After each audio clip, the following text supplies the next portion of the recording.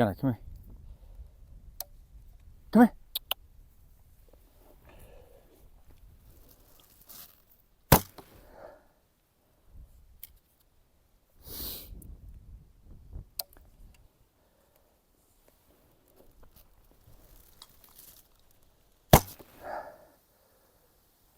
All right.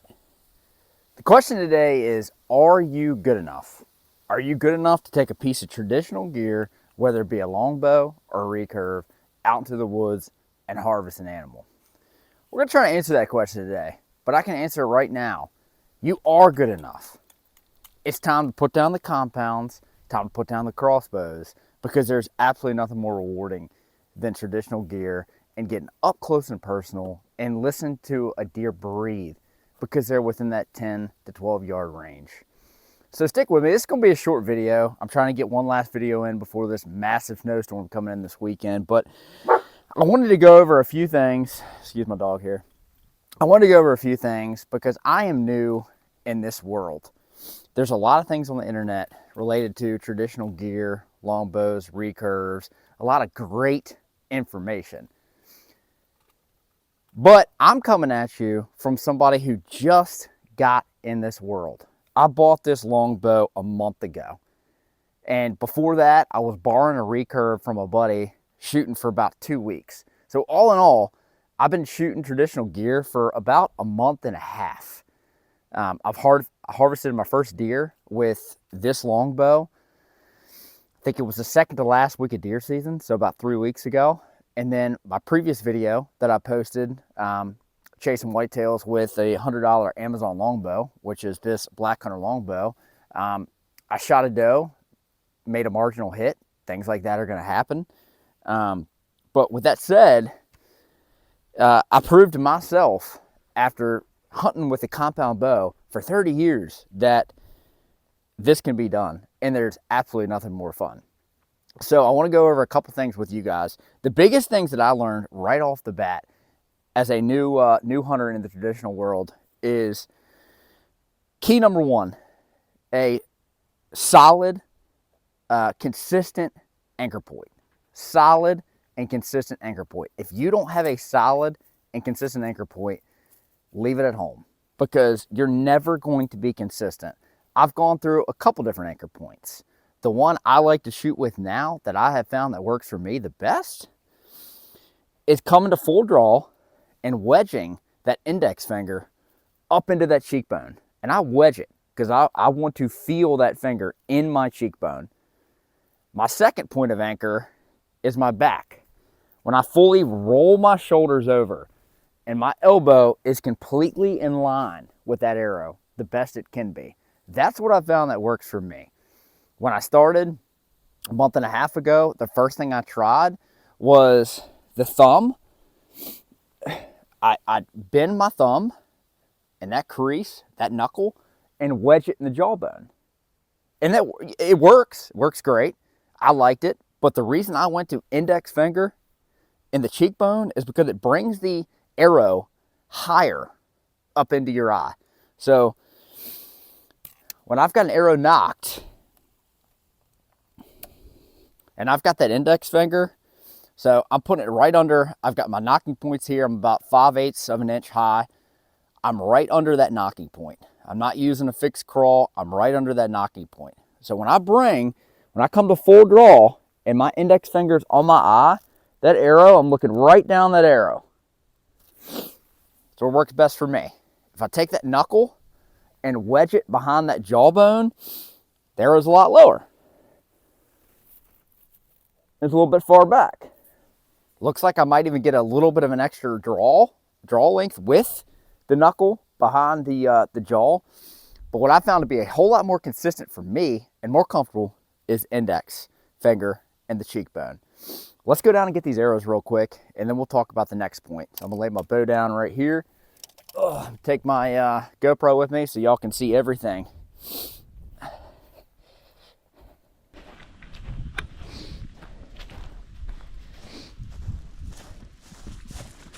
The center shot out.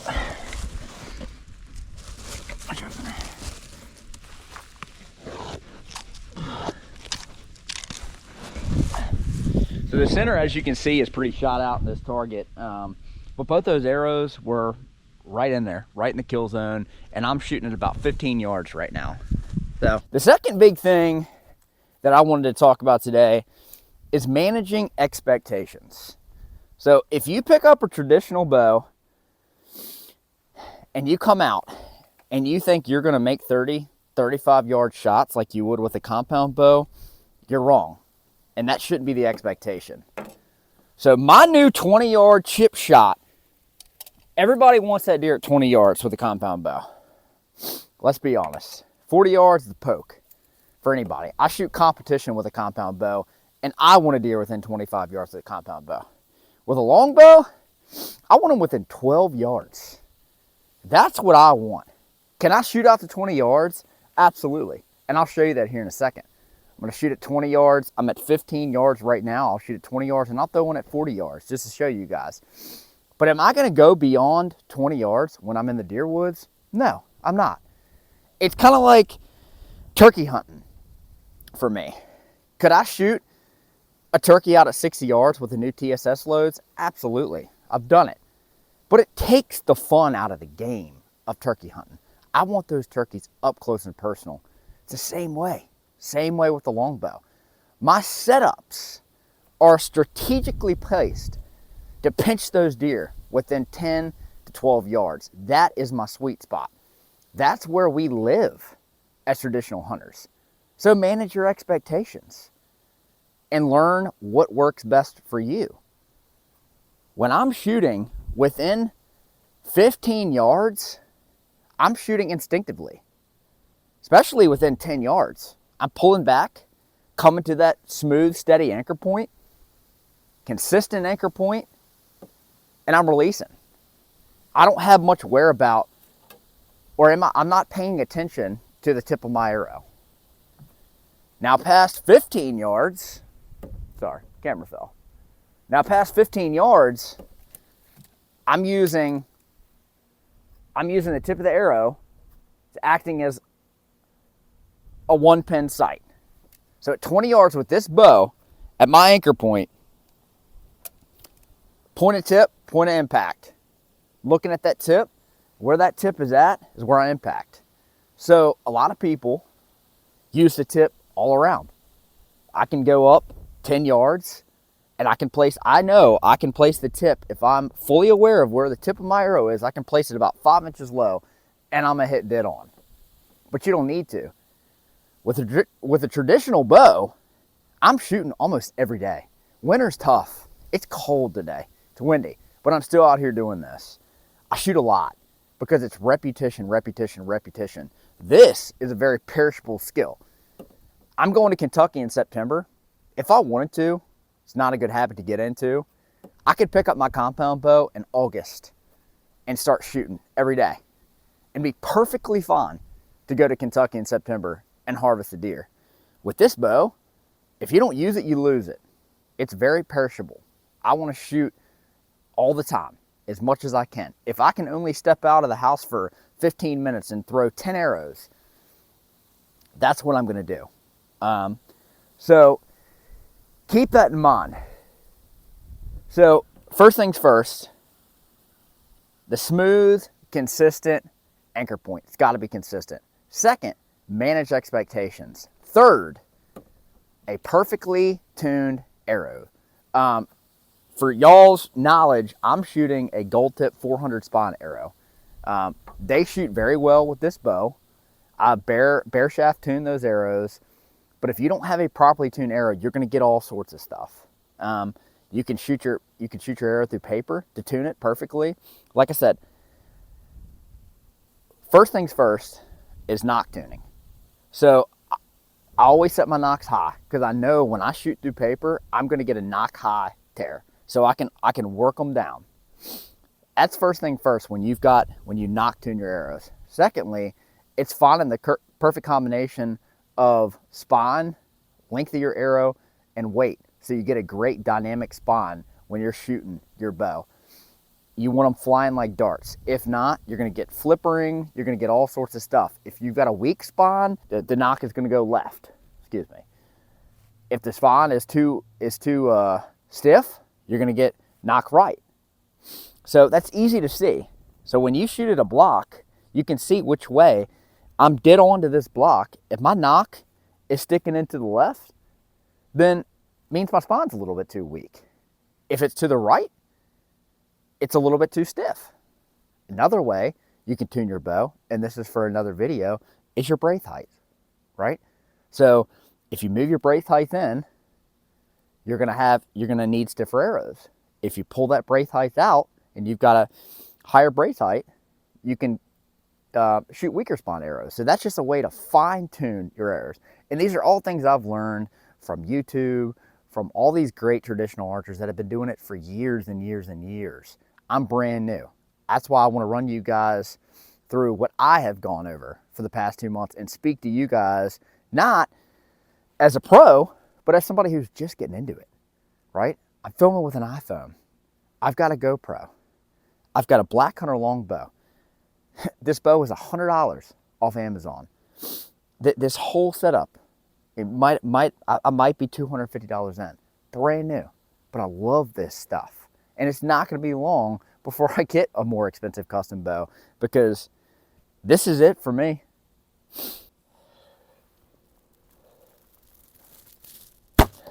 There it is, right in the center. So, like I said, you got to shoot, and you got to shoot. But the answer to, are you good enough to purchase a traditional bow, get into this sport, this wonderful sport that is, and harvest an animal, whether it be a pig, a turkey, a deer, moose, what have you. Yes, you are. But the main factor is don't give up.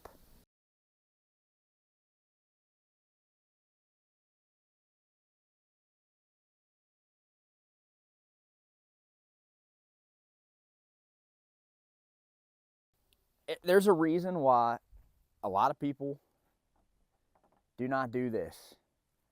Do not dabble in traditional archery. They're nervous. The unknown. Can they do it? It's tough. It's difficult, right? And people give up. They start every summer. They pull out a longbow. They want to get into it. They pull out grandpa's longbow. They go buy a cheap longbow, and it's their goal. It's their New Year's resolution to kill a deer with a longbow. And they last about a month or two. Don't give up.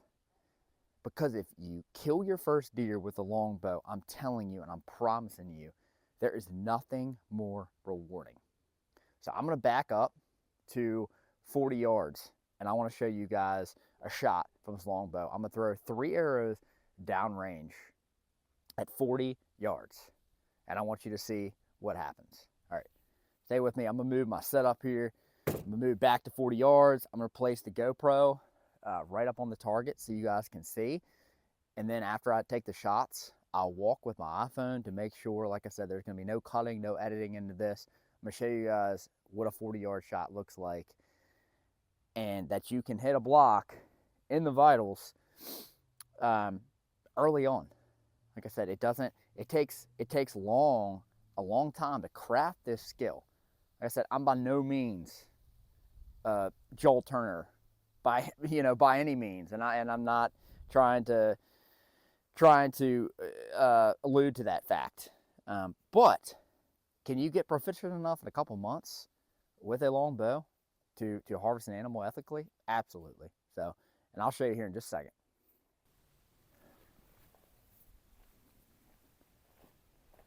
All right, I moved everything back to 40 yards. So I'm gonna throw these 2 arrows down range.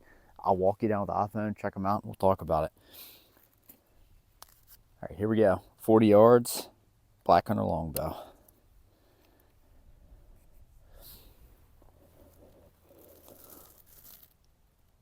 That one looked good. Looks like it was actually in the center. So, try not to pull this arrow, but here we go. Second arrow, 40 yards.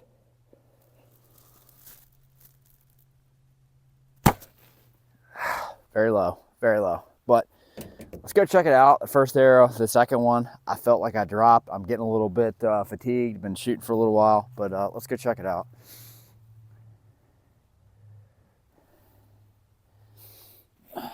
walk you guys down here because I want to make sure you guys understand, like, none of this is getting edited. I'm walking straight down here.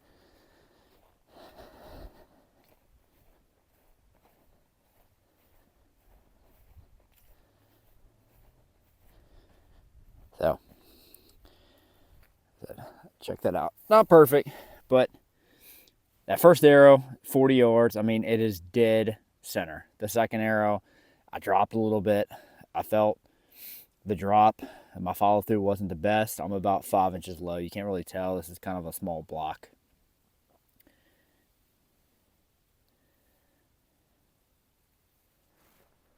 All right, before we conclude this video today, I just wanted to go over 3 points we talked about. First things first is that strong, consistent anchor point. Like I said, we talked about I anchor into my cheekbone. I dig that finger into that bone. I want to feel it. And my second point of anchor, believe it or not, and I do it every time, is I roll that elbow back and it gets stuck. That's how I know I am at full draw. If you short draw, you're not going to be consistent. If you don't come to a consistent anchor point every time, find something to anchor, whether it's knuckle, anything you can use. Finger into the mouth. I would recommend putting the finger and wedging it on a tooth because that's solid. The lip can move back and forth, but if you don't have a consistent, solid anchor point, you're not going to shoot straight. You're going to be very inconsistent and you're going to get frustrated and you're not going to stick with it. So, secondly, we talked about managing expectations. What I mean by managing expectations is think about that chip shot with a compound bow. Everybody wants them at 20 yards and in. With a longbow, recurve, my world is 12 to 15. That is my sweet spot. Can I shoot them out to 20? Absolutely. And I'm going to continue to shoot and continue to practice. I will take a 20-yard shot.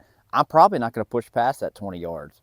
I'm very, very comfortable within 15 yards. I want them at 12 yards, and that's my strategy. That is how I set up my setups. Those pinch points, those narrow funnels where those deer are going to give me that 10 to 12 yard shot. So you've got to manage your expectations. You can't come out here and take these 50, 60 yard shots. Can you do it? Yes. But would I shoot a deer at 40 yards? Absolutely not.